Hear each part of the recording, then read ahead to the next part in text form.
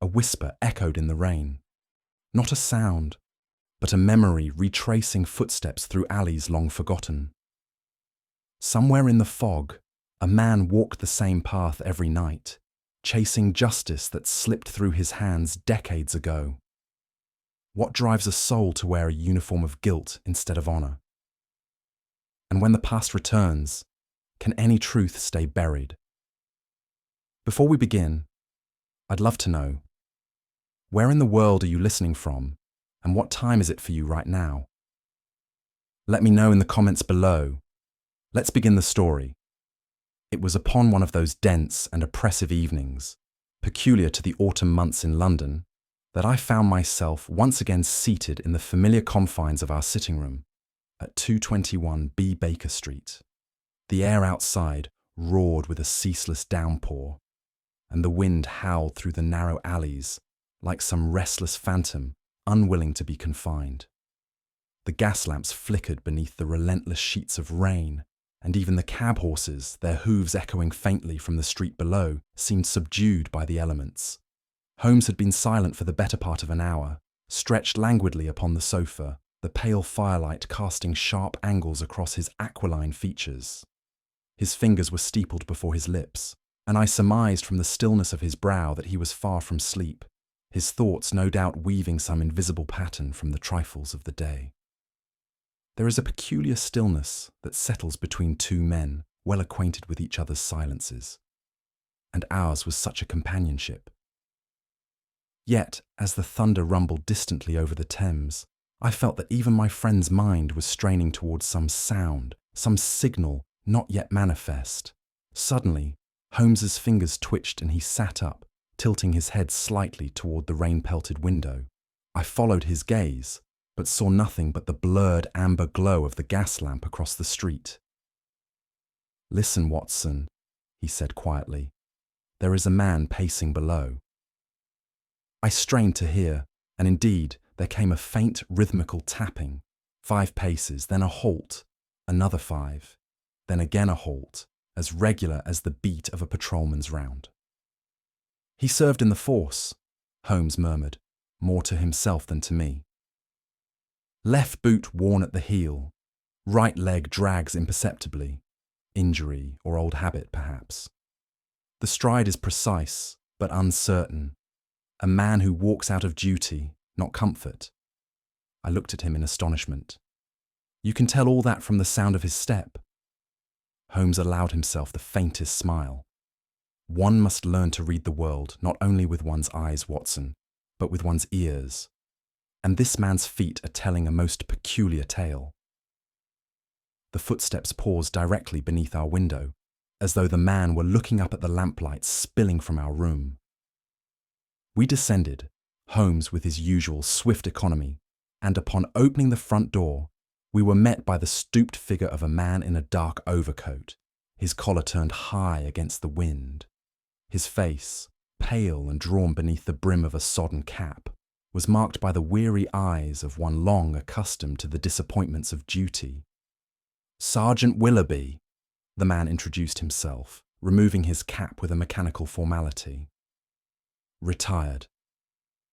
I observed his tremulous hands and the faint glimmer of metal pinned discreetly beneath his lapel.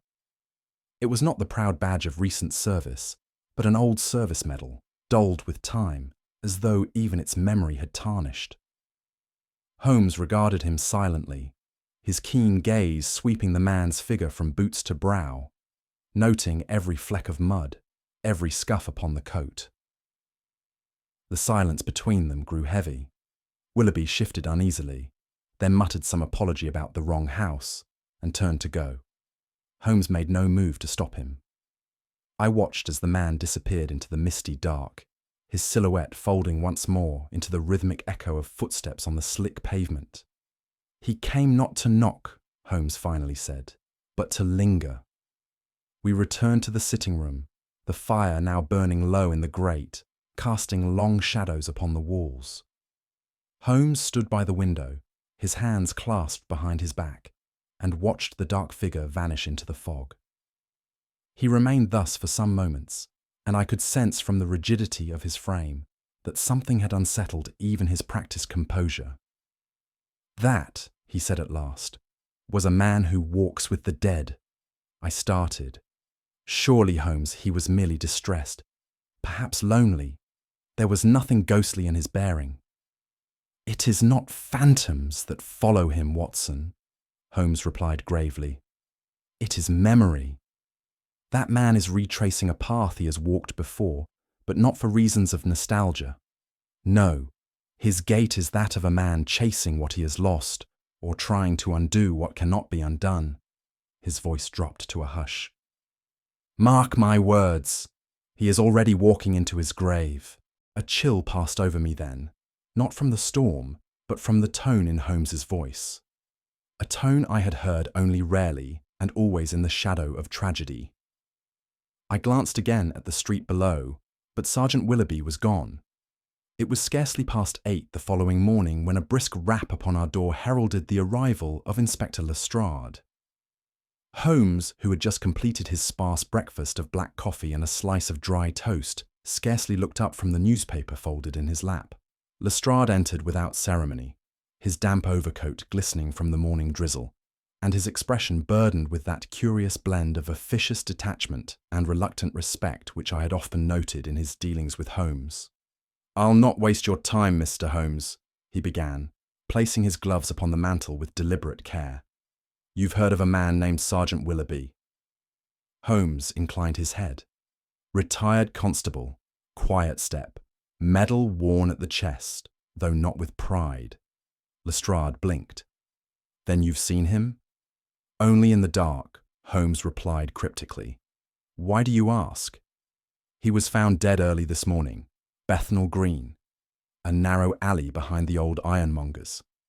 Appears to have fallen, or so it was meant to look." I started at this, and Holmes laid aside his paper. "There were signs," Lestrade continued grimly, "marks along the wall, scuffing, a bruise on the temple, and in his coat pocket, this." He drew from his breast a small, leather-bound notebook, water-damaged and curled at the edges, and placed it upon the table. Holmes examined it without a word, but I saw the tightening of his mouth as he turned to the first page. Lestrade recounted what details had thus far been gathered. Willoughby had been found at 5:30 by a ragman making his morning rounds.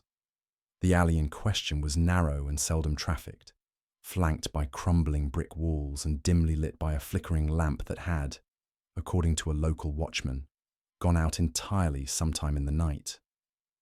There was no witness to the fall, Lestrade admitted, and yet the body lay awkwardly, as if not quite collapsed, but rather placed. "Placed," Holmes echoed softly, a word weighted with suggestion.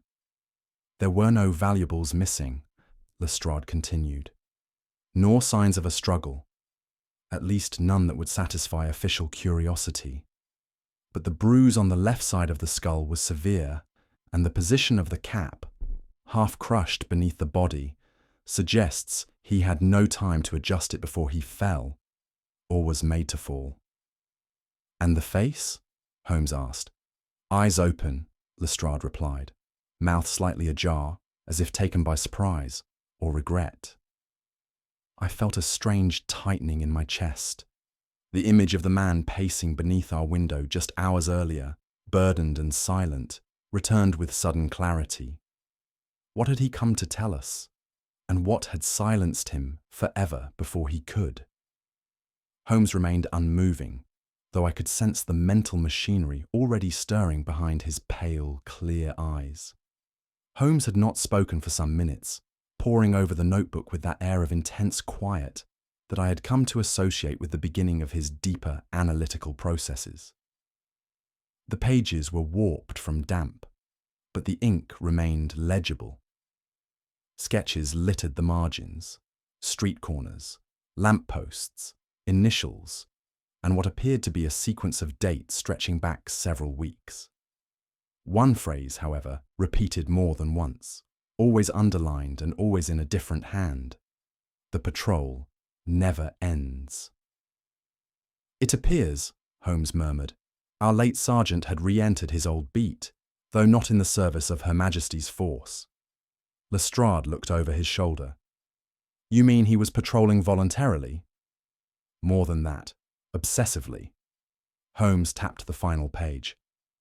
This is not the hand of idle reminiscence. This is the script of penance.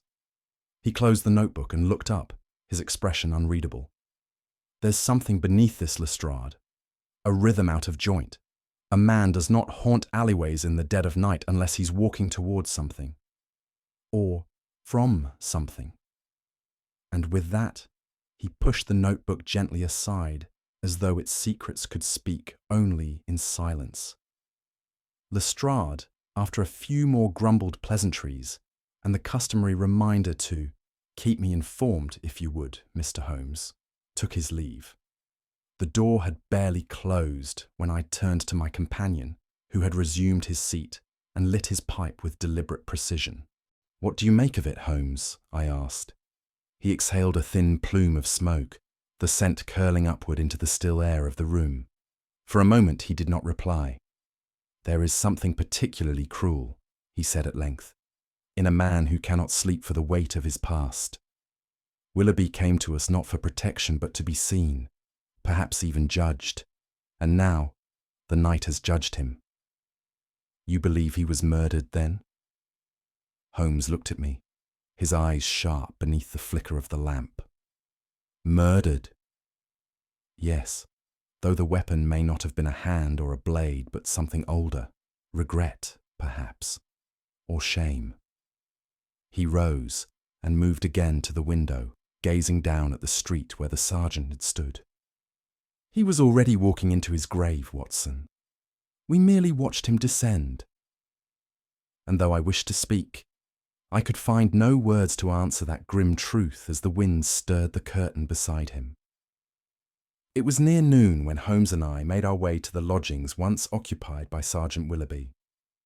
The landlady, a pale and taciturn woman of middle years, seemed neither surprised by our arrival nor particularly inclined to conversation. She led us up a creaking stairwell to the topmost room and gestured silently toward the door before departing without further word. The room within was narrow, sparsely furnished, and cold.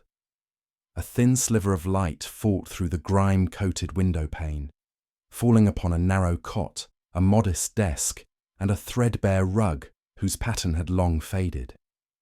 There was a kettle on the iron stove, unused and stained with rust. Upon the desk lay a single photograph in a broken frame.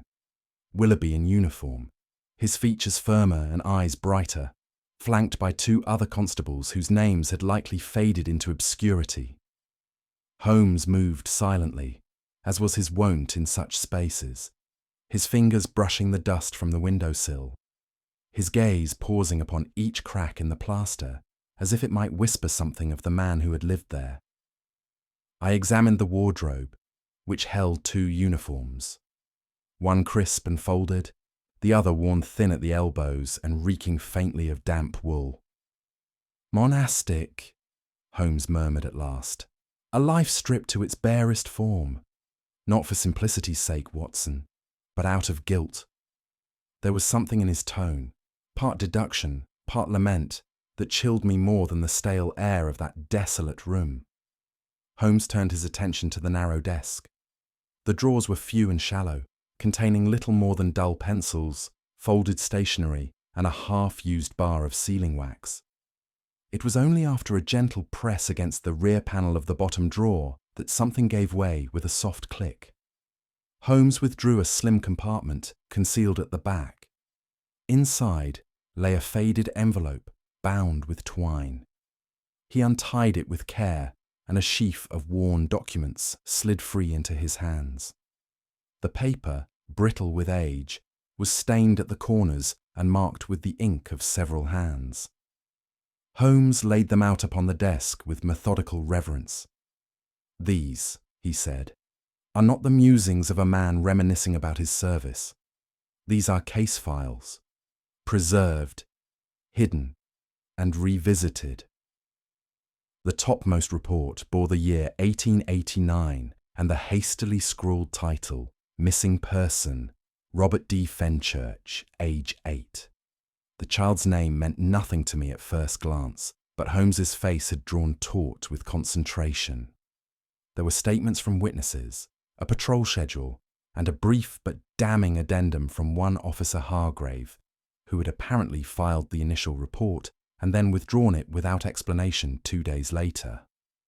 The record showed that the child was last seen near Whitechapel, his trail vanishing without trace.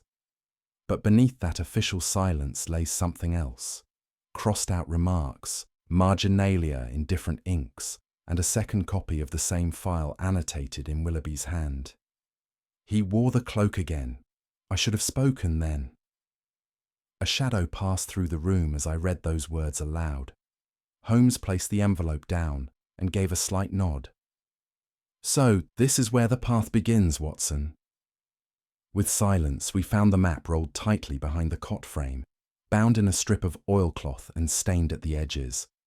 Holmes unrolled it across the desk with care, weighting each corner with books pulled from the shelf. At first, it seemed an ordinary map of East London, faded and somewhat outdated. But as Holmes adjusted the gaslight and leaned closer, the additions became visible. Red ink, faint and faded, traced an elaborate patrol route. Alleyways, side streets, disused paths, each marked with small crosses or circles. Some bore initials, others had question marks. The route formed no simple circuit. It doubled back on itself, meandering like a man lost in thought or ritual. "It is his old beat," Holmes murmured, "or rather, a memory of it. Reconstructed, obsessively.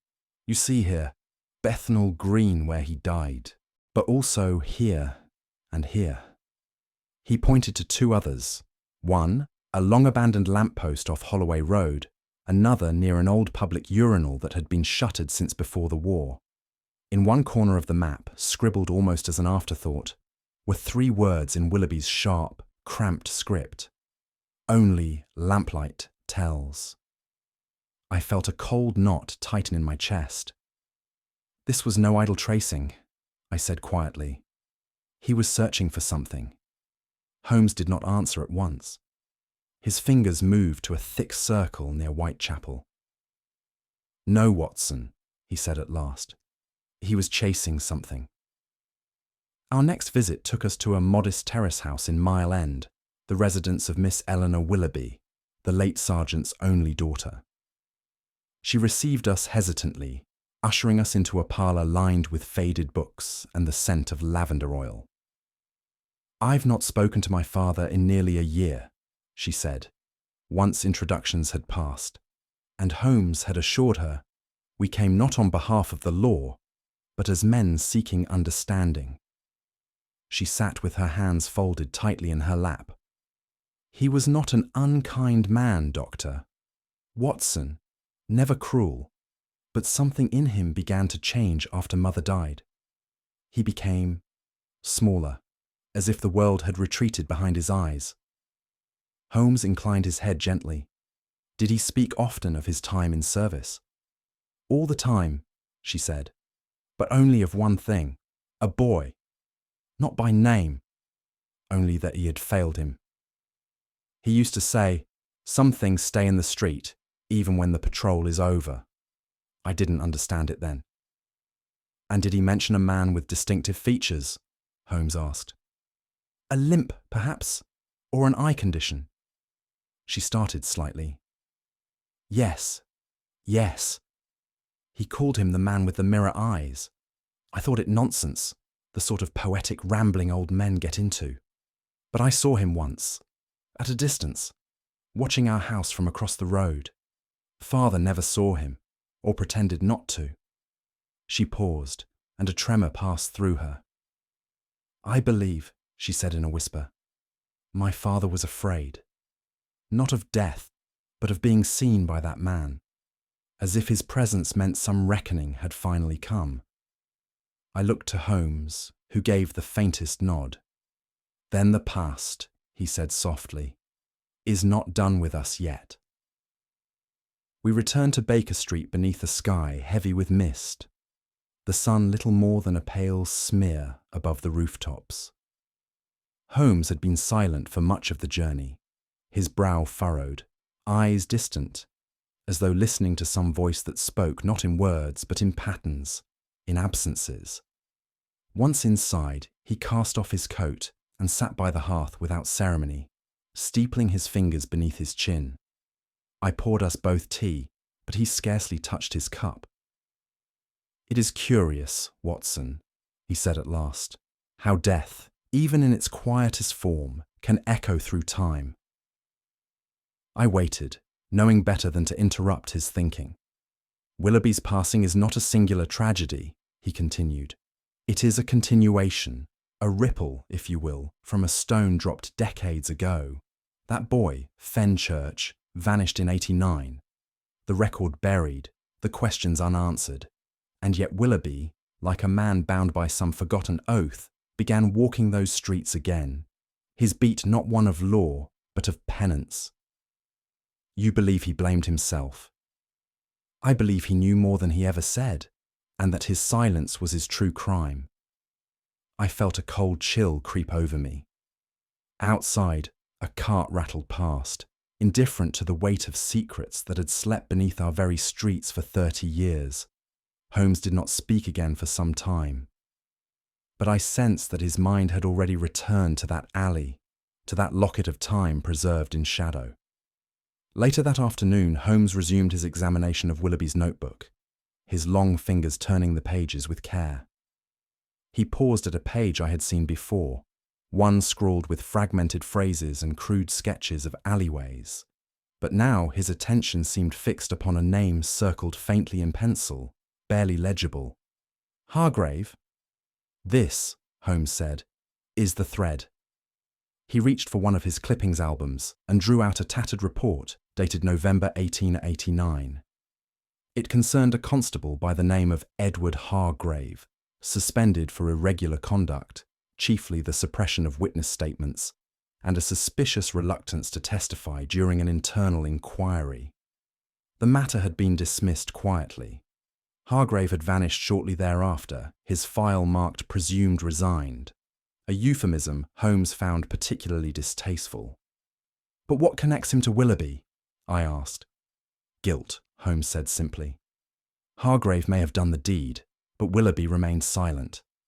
That silence bound them both." He returned to the notebook, where another phrase caught his eye. "Glass in one eye, limp on left. Name not real." Holmes looked up. "The man with the mirror eyes, as Miss Willoughby said. A glass eye reflects, Watson, but not what lies within. You think he's still alive?" "I think he changed his name. I think he walks among us still, cloaked in respectability. And I think Willoughby found him." His voice dropped. "And now he's trying to erase what little remains." Holmes remained in seclusion for much of the following day, immersed in his archives with that quiet ferocity which denoted the birth of some larger theory in his mind. It was nearly evening when he summoned me, his fingers ink-stained, his gaze focused and gleaming. "Hargrave," he said without preamble, "was not merely a negligent officer. He was the central axis around which the silence turned." He held up a document, long folded and nearly forgotten, retrieved from the dusty holdings of an internal tribunal report. Filed October 1889. Accusation: deliberate falsification of a witness statement concerning a missing child. Witness recanted under pressure. The name of the child, as you may guess, was Robert D. Fenchurch. I read the short memorandum. It was sterile in tone, its language administrative, but the implications were damning.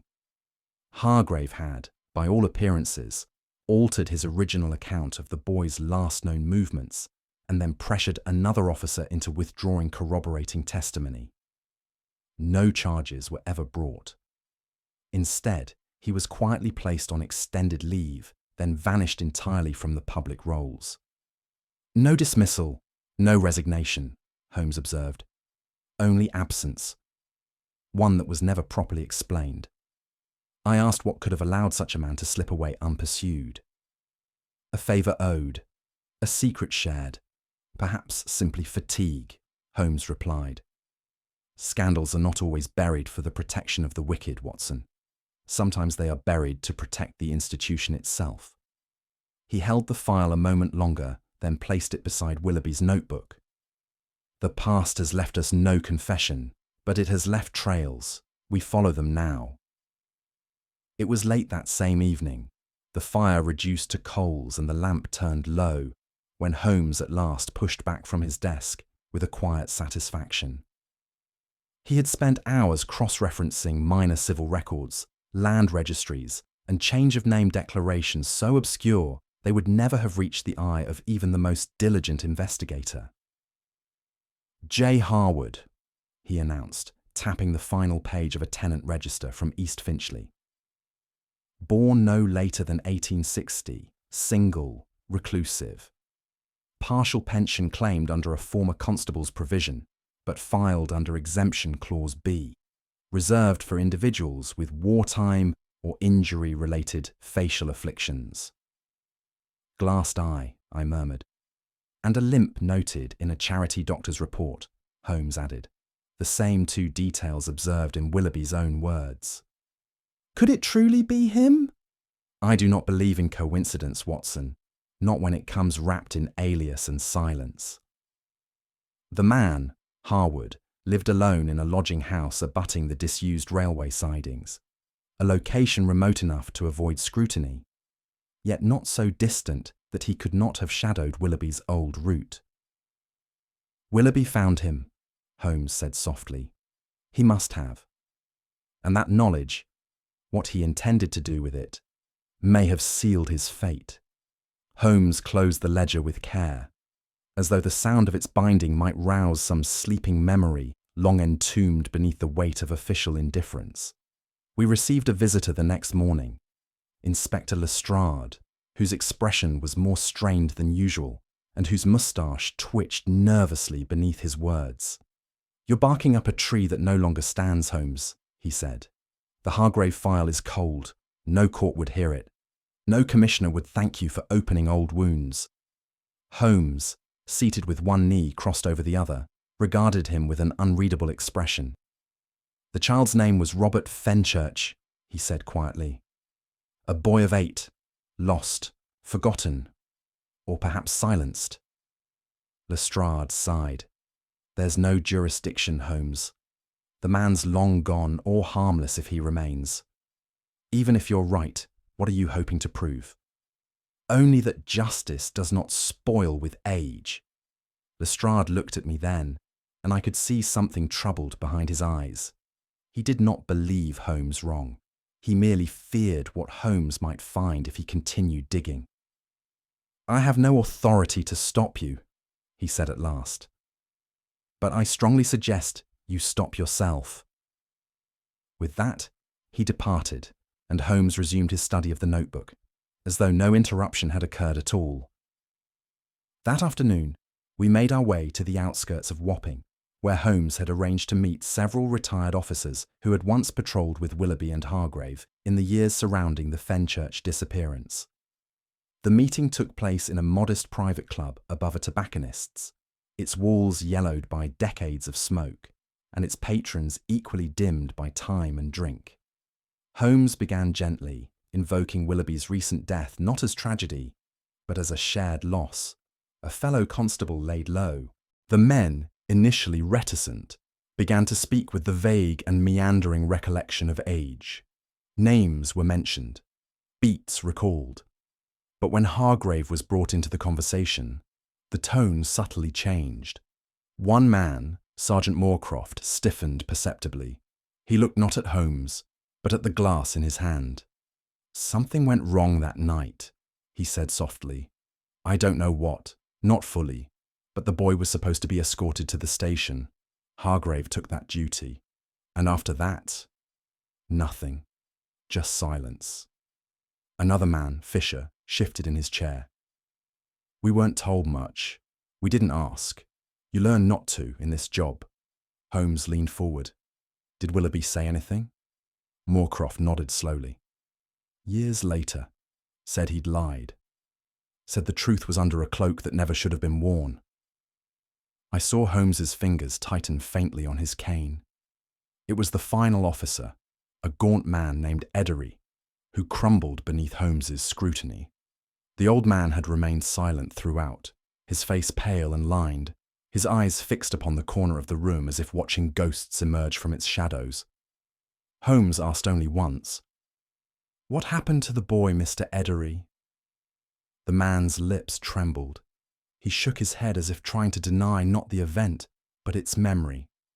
Then, in a voice scarcely louder than a breath, he said, "We never got the boy out, did we?" I felt a strange tightening in my chest. Holmes said nothing. The silence that followed was heavier than words could bear. Edmund sank further into his seat, his eyes welling with something I can only call unspent confession. Whatever had passed on that long-ago night had stained him, and it now leached upward like water through old stone. "Some things," Holmes said softly, "do not disappear. They are merely hidden until they are forced to surface." Edmund did not speak again, and we left him in his silence. As we returned to Baker Street, Holmes remained unusually grave. "He was being threatened," he said at last, breaking the silence. "Willoughby, you saw the signs, his secrecy, the reclusive routine, the lack of correspondence. He was close to exposing Hargreaves, and someone knew it. Blackmail? Or something darker? A warning, a shadow at his heels." He turned back to the notebook one last time, tapping the final margin with his forefinger. "There is a pattern here, Watson, but we must be swift. Someone is trying to erase not only a crime, but the very memory of it." It was the following morning, still grey with the stubborn indecision of spring, when a terse telegram arrived from Scotland Yard. Lestrade had signed it with uncharacteristic brevity, requesting Holmes's immediate presence at an address in Spitalfields. Holmes read it in silence, and then turned to me.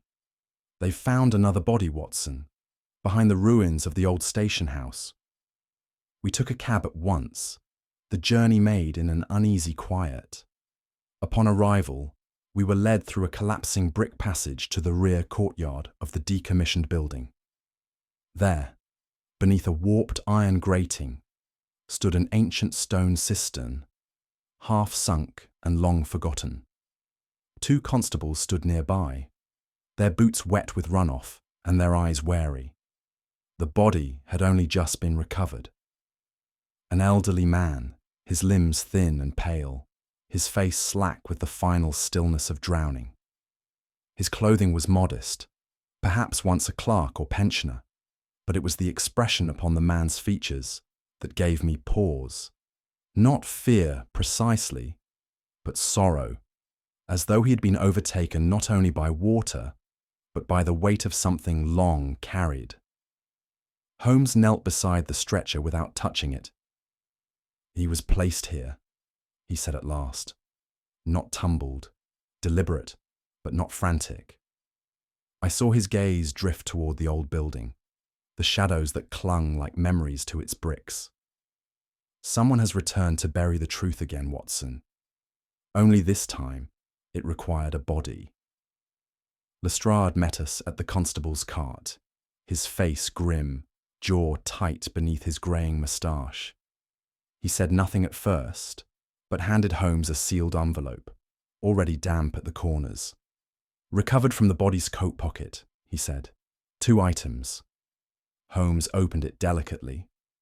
From within, he withdrew a broken constable's badge, its number filed down nearly smooth, and a single torn leaf of paper, crinkled but legible. It bore Willoughby's hand. "The cistern. He goes there still. Too late to speak, but not too late to see." Holmes held the note up to the light, his lips thinning. "The badge," he said quietly, "marks him as one of their own. And the note, placed deliberately. Willoughby knew the man, found him, perhaps confided in him." Lestrade shifted uneasily. You think he was an accomplice? I think he was a ghost, Holmes replied. Not in the spectral sense, but a man who had lived unseen for too long. A man who saw the boy vanish, perhaps even helped to hide it. But unlike Hargreaves, this one carried his guilt openly. I watched as Holmes replaced the items, his manner uncharacteristically solemn. Guilt, he said, is an anchor, and some men, it seems, are willing to drown before they let it rise. We returned to Baker Street that evening, under a low sky the colour of old pewter. Holmes remained withdrawn, his gaze fixed beyond the window pane, as if reading signs in the gathering rain. He had agreed to speak. He murmured at last, more to himself than to me. Willoughby convinced him. Perhaps it took months, perhaps years, but the man was finally ready to bring daylight upon that which had festered in darkness. He turned to me abruptly. Watson, do you recall the map, the one from Willoughby's flat? Every street and alley traced like ritual, I replied. There was a circle, small, inked heavily, drawn around the rear of the decommissioned station. It bore no label, but I see now it was no ordinary landmark. It was a place of return, a well of secrets. Willoughby must have chosen it to meet the man, and someone else followed. I felt the truth of it settle into my chest with a cold clarity. You think the killer anticipated the meeting? I believe, Holmes said, that he feared it. Our killer has lived comfortably in the illusion of time's erasure, but when Willoughby walked again, so too did memory. The old man was silenced not in malice, but necessity. He was the last voice. Holmes picked up the torn page once more. He tried to leave a sign, he said. Even in death, he knew that silence serves no one but the guilty. He turned his eyes to me then, not cold, but with a quiet urgency. We must move quickly, Watson, while the trail is still warm and the shadows have not fully gathered. That night, Holmes paced the room with uncharacteristic restlessness, the habitual calm of his movements replaced by a measured intensity. The pattern is tightening, he said. Every step Willoughby took has been followed by another, but not to preserve, it is to destroy. I understood him then. This was not the work of a man hiding from discovery, but one actively attempting to eliminate it. A predator of history. A man who did not merely fear exposure, but loathed the record of his former self. More will vanish, Holmes said grimly. Letters, uniforms, files, those constables we spoke to, if they have any lingering evidence, they too may be in danger. Hargreaves, or Harwood, as he calls himself, has crossed the threshold from secrecy to desperation. Then we must act first, I said. He stopped at the window and nodded, the street lamps below glinting in his eyes. We will, he said, but not by force. This man is made of fear and vanity. He must be drawn to a mirror, not shattered with a blow. And with that, he turned from the glass and began to write.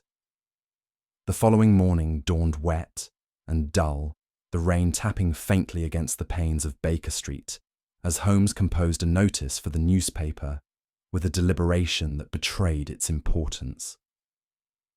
He wrote not with the neat strokes of routine correspondence, but with a precision more akin to the crafting of a cipher. The lamplighter walks again, he muttered, repeating the phrase aloud as he inscribed it. Those who remember 1889 would do well to remember his beat. He said no more until the message had been delivered to the offices of the Morning Chronicle with instructions for prominent placement. Then, over a late breakfast, I found my curiosity could no longer be restrained. You believe Hargreaves will read it? I am certain of it, Holmes replied. The guilty often monitor the very avenues they fear. He has lived in the shadow of this secret for too long, Watson. Any whisper of its return will not be ignored. But the phrasing is peculiar. Holmes permitted a faint smile. A direct accusation would warn him. A riddle, however, will gnaw at his peace. It will compel him to act. He tapped a finger against the teacup. Guilt is a poor sleeper, my dear fellow, and tonight it shall be woken. That afternoon, Holmes announced a plan that gave me pause. He had arranged a clandestine meeting with a former informant of Willoughby's, a man known only to Holmes, one who, he believed, had knowledge that might draw Hargreaves from hiding. He will come, Holmes said, not out of courage, but calculation. If he suspects the witness intends to speak, he will feel compelled to act, whether to listen, to silence, or to confirm. I asked if Lestrade had been informed. In part, Holmes replied. A small team will lie in wait, but the nature of the trap must remain psychological. Hargreaves is no longer a man of brute impulse. He is a creature of memory and cunning. And if he does not come, then we shall know the line has gone cold. But I do not believe it will. I could not help but feel unease at the thought of Holmes placing himself so deliberately in harm's way. You intend to be visible? Visible, yes, he said, but not vulnerable. With that he folded the final instructions, slipped them into a sealed envelope, and placed them upon the mantel, with the quiet finality of a man committing a chess piece to its final square. It was a dismal night, the sort where the damp seems to rise not only from the ground, but from one's very bones. The city, cloaked in mist and flickering lamplight, seemed to hold its breath as Holmes and I made our way to the alley marked in Willoughby's final map. The location was narrow, hemmed in by crumbling walls and half-shuttered windows, an echo of forgotten steps and older sins. Holmes moved with his usual composure, yet I could detect in him a heightened alertness, a quiet tension drawn taut beneath his calm. We waited near the far end of the alley, where a single gaslight buzzed faintly, casting long shadows that wavered like uneasy spirits. I do not like this place, I whispered. Then it is precisely the place we must be, he replied. From a distance, a carriage clattered by, its wheels muffled by wet stone. A cat slipped across the mouth of the alley and vanished into a broken fence. Holmes glanced at his pocket watch. He is near. The guilty always keep time when their conscience does not. My hand instinctively rested upon the small revolver in my coat, though Holmes had discouraged its use. Observation, Watson, he had said earlier, not confrontation. Let light reveal what time has cloaked. And so we waited. From the darkness at the mouth of the alley, a shape emerged, cloaked, deliberate, slow. The man paused beneath the flickering gaslight, casting his gaze first to the left, then to the right, before stepping forward. Holmes took a single pace into the light. "Good evening, Mr. Hargreaves," he said with terrifying calm. The man froze. His cloak shifted as if by instinct to shield his face, but Holmes continued. "Or shall I say, Mr. Harwood, the limp remains, as does the eye, though it reflects more now than it ever once perceived." There was a silence. Then, slowly, the figure lowered his hood. The face revealed beneath was older than the photograph Holmes had uncovered, but it bore the unmistakable ruin of guilt long worn. The glass eye caught the light in an unnatural gleam. The other, real and alive, was sunken and rimmed with sleeplessness. "You've no proof," the man rasped. "I have Willoughby's letter," Holmes replied, "the one you tried to burn, and the testimony of a man now dead, placed there by your hand." The man's lip curled, more in pain than defiance. He wouldn't let it go. Willoughby. He kept walking the beat, night after night, like the boy's ghost still called his name. "You killed the boy," Holmes said, low and steady. A drunken rage, a blow, and then silence. A silence you paid Willoughby to maintain until he couldn't bear it. For a moment, the man said nothing. Then, with a sudden snarl, his hand reached beneath his cloak. But before he could move, Holmes raised his cane and tapped it once upon the stones.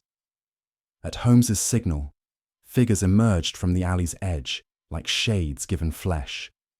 2 constables stepped forward, pistols drawn, and within seconds the man was disarmed and surrounded. He did not struggle. Holmes stepped closer, and for a moment the gaslight above cast both their shadows upon the broken wall behind them. One tall and still, the other bowed, shivering, small. "You stood beneath this very lamp," Holmes said quietly, "when you turned away from truth. Tonight, it turns upon you." Hargreaves' glass eye flicked toward the constables, then toward the darkened sky. I could not tell if he wept, but his mouth trembled like a man finally devoid of argument. Lestrade stepped forward, producing the warrant with the solemnity of ceremony. "Edward Hargrave, alias John Harwood, you are under arrest for the murders of Sergeant Thomas Willoughby and John Bedford, and for the concealment of the death of Robert D. Fenchurch." The man gave a single nod and allowed himself to be led away. Holmes remained a moment longer beneath the lamp, his eyes not on the prisoner, but on the walls, as if searching for something else. Some echo, some shadow that still lingered. Only when he turned did I see his face was not triumphant, but grave. "There is no victory here, Watson," he murmured. "Only the closing of a silence too long endured." The events of that night concluded not with the clang of iron nor the roar of spectacle, but with a silence that seemed to echo through every corridor of Scotland Yard. Holmes requested that the interrogation be held in private, away from curious eyes and the rhythm of procedure. It was granted, though not without raised eyebrows from the superintendent. We sat in a bare interview room. Holmes remained standing, hands loosely clasped behind his back. Hargrave, his real name no longer a shield, sat across the small table, the gaslight revealing the lines etched into his sunken cheeks. The night's dampness still clung to his cloak, though it hung on him like a garment borrowed from a younger, stronger man. Holmes did not begin with accusations, nor did he raise his voice. Instead he said, almost gently, "You may speak, if you wish." For a moment, the man said nothing. Then, as if the stillness itself broke his resolve, Hargrave looked up. His voice, when it came, was cracked with wear. "He kept walking," he muttered. "Every night, as though the pavement itself would confess if he pressed it hard enough.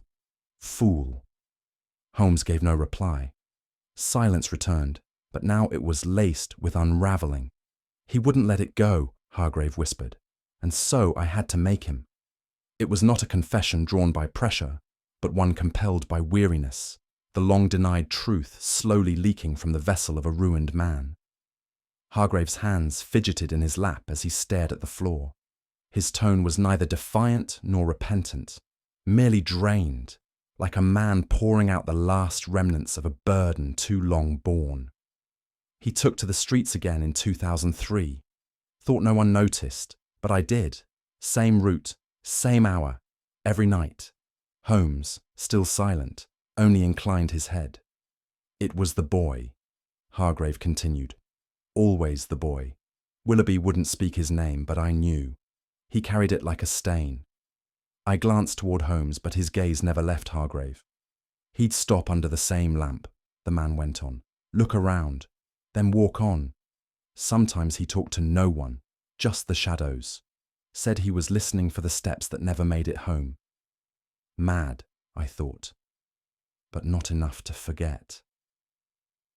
I could see now what Holmes had already understood. That Willoughby had not merely been investigating, but performing a ritual of guilt. The old patrol route had become a penance, repeated in worn leather soles and weary eyes. "And then he found the letter," Hargrave whispered. "I don't know how. Perhaps I left it behind. My father wrote it before he died.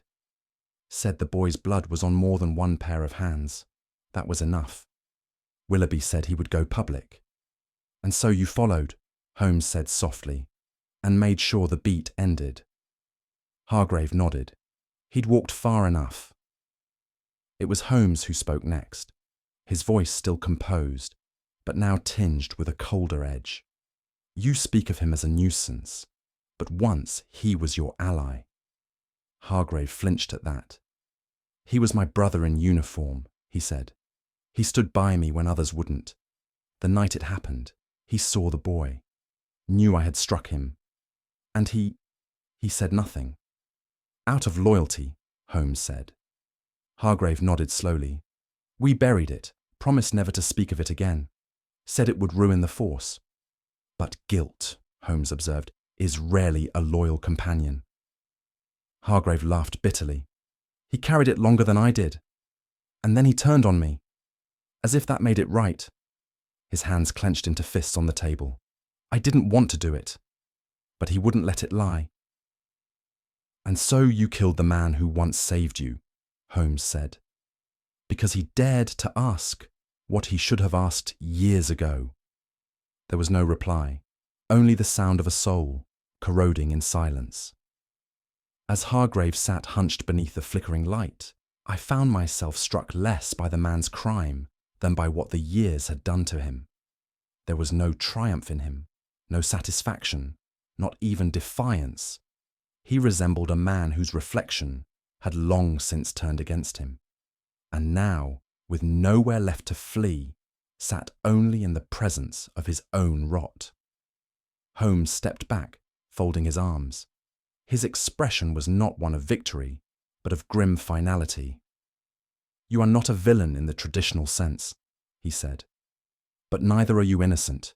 You are a man who allowed fear to rot into cowardice and loyalty to become its own betrayal." Hargrave looked up, his glass eye catching the light. "You do not fear prison," Holmes continued. "You fear memory, but memory has already judged you." He turned to the door and nodded. The constables re-entered, their boots echoing on the floor. As they took Hargrave into custody, the man did not resist, nor did he speak again. And I, standing beside Holmes in that quiet chamber, felt not justice, but the haunting presence of a truth too long delayed, its weight no lighter, for all its revelation. Back in the familiar confines of our lodgings at Baker Street, I found Holmes once more seated in his armchair, his fingers steepled beneath his chin, his gaze distant, as though still walking some mental corridor far from the reach of our firelight. I, for my part, could not shake the impression left by Hargrave's confession. It seemed to me that this case, more than most, had cast a long and mournful shadow, one that neither time nor justice could fully dispel. It was Holmes who broke the silence. "A letter, Watson. That is what reopened the door." He handed me a weathered envelope, the script on its face delicate and precise. It had been addressed not to Holmes, but to Sergeant Thomas Willoughby. "It came from the boy's mother," Holmes said, "after all these years, her grief still fresh. She had found, among her husband's effects, a draft of a letter, never sent, suggesting that her son's death had been witnessed, and worse, buried." I opened the envelope and scanned the faded lines. There was no accusation, only a plea, a question. "Did you see what happened that night?" It stirred him, Holmes continued, shook loose whatever barriers time had constructed. He had held that secret in his chest like a stone. But grief, Watson, it is not measured by years. And guilt. He looked at me then, his gaze keen. "Guilt is patient." And so Willoughby began again, not as a constable, but as a man seeking peace. He never found it. He traced the letter's implications to their root, Holmes went on, and in doing so stumbled upon Hargrave, hidden not in some faraway place, but in plain sight, under the name Harwood. Holmes walked to the hearth and placed a hand on the mantel, not out of affectation, but deep in thought. Willoughby had never truly stopped investigating, but now his purpose was no longer official. It was personal. He revisited his old notes, rewalked the beat, questioned men long retired, and then he found the letter. The one written by Hargreaves' father. That sealed it. I recalled Hargreaves' grim account, the moment of confrontation, the silent threat, the inevitable fall. He confronted Hargrave, Holmes said, confirming my thoughts. I believe not in anger, but with the resolve of a man finally determined to do what he should have done in 1889. But redemption has its price, Watson, and Willoughby underestimated how far Hargrave would go to preserve his disguise. And so, he killed him, I murmured. Holmes nodded. But not only him. When Willoughby shared what he'd discovered with the retired constable, Bedford, the second thread, became vulnerable. Hargrave acted again, without hesitation. There was no boast in Holmes's voice, no relish in being right. Only the quiet, weighty cadence of truth laid bare at last. The deaths were not crimes of passion, Holmes said. They were acts of control, desperate attempts to erase the past. He moved to the table and spread before us the last page of Willoughby's notebook, recovered from Bedford's corpse. On it were symbols, lamplights, alleys, dates. It was the patrol recreated in ink and memory. Willoughby's final days were not aimless, Holmes said. He was closing a circle. Each step brought him nearer to Hargrave's secret. He tapped the page once, softly. 2 men died, Watson. But in truth, they perished years ago, on the night they chose silence over truth. The bodies were merely delayed in catching up. He looked to me, not for agreement, but as one might look to an old companion in need of bearing witness. In that moment, I saw in Holmes not detachment, but the quiet burden of understanding, a knowledge that even justice, when delayed, extracts its price in full.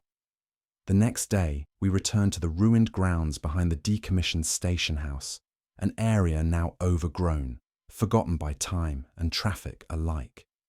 Holmes carried with him a small parcel, wrapped in linen. It was the child's locket. Recovered from Hargrave's rooms, it bore no inscription, save for a simple engraving of initials long worn by time. Holmes said nothing as he knelt, brushing away earth and placing the object beneath a flat stone. I stood in silence, hat in hand, as he covered it again. There will be no plaque, no trial, no testimony, Holmes said. But perhaps here the child's name will be remembered, if only by us. We stood there a long while before departing, and though we said little on the return journey, I knew we shared the same thought, that in a city as vast and bustling as London, justice sometimes moved not in triumph, but in whispers, and that some ghosts, once faced, could finally rest. The storm that had threatened since morning had, by nightfall, broken with a fury upon the city. Rain lashed the panes of Baker Street, and thunder rolled across the rooftops like the judgment of some unseen tribunal. Within, however, the lamps glowed low, and Holmes and I sat once more before the hearth in that familiar drawing room where so many riddles had been posed and solved. Holmes had not spoken for some time. He sat in his usual pose, fingers tented beneath his chin, his gaze lost in the dance of the fire. The day's events, its long walk, its painful revelations, its quiet burial of a trinket beneath an unmarked stone, lay behind us. And yet I sensed that something lingered in his thoughts, something unresolved, not in fact, but in feeling. I stirred the fire absently. "You were right," I said at last. He was walking toward his grave. Holmes inclined his head slightly, but said nothing. "Yet not blindly," I added. "There was purpose in him, even if too late." At that, Holmes leaned forward, his eyes fixed on the coals. "We are all, at some point, haunted by the steps we did not take, Watson. But he chose to walk them again, hoping to change where they led." Outside, the wind howled through the chimney. Within, I felt a weight not of fear or sadness, but of moral reckoning. The case was closed, yes, but the tale remained, lingering like smoke in the rafters, too dense to simply vanish. Holmes spoke softly then, almost as if addressing the flames rather than myself. Willoughby did not walk for the sake of memory, he said, nor out of habit. He walked to pay a debt. I watched him closely, noting the peculiar gentleness with which he chose his words, rare in a man known for precision and detachment. He retraced his old patrol, not because it held answers, Holmes continued, but because it held ghosts. In each lamplit alley and silent stoop, he sought not the boy, but the man he might have been had he spoken that night. I confess the remark touched me deeply. There is something terrible in the notion, I ventured, that a man may wear the uniform of honour and yet fail its duty, not through cruelty, but silence. Holmes looked at me, his expression unreadable. And yet silence is so often the most human choice. We sat with that thought for a time, the only sound the crackle of the hearth and the occasional groan of timber beneath the house's weight. It is easy, Holmes went on at last, to believe justice is a matter of courtrooms and verdicts, but sometimes justice is a man walking in circles for 20 years because his conscience will allow no rest. Outside, a carriage passed, its wheels hissing over wet stone. The world moved on, indifferent. But within the walls of 221B, the steps of one weary constable still echoed, measured not in miles, but in regrets. It is a common misconception, Holmes remarked, rising to refill his pipe, that justice resides solely within the courts. I looked up at him, intrigued. He rarely waxed philosophical without cause. The law, Watson, is a matter of ink and statute, but conscience is something far older. It predates the gavel. He returned to his chair, tamping down the tobacco with a measured hand. I have seen criminals walk free due to lack of evidence, he said, and I have seen men condemned not by trial, but by memory. He struck a match, lit the pipe, and watched the flame extinguish itself. Willoughby sought no courtroom, he continued. He carried no warrant, issued no summons, and yet his pursuit was justice, raw, imperfect, human. I nodded. And costly. Holmes exhaled a slow plume of smoke. Always.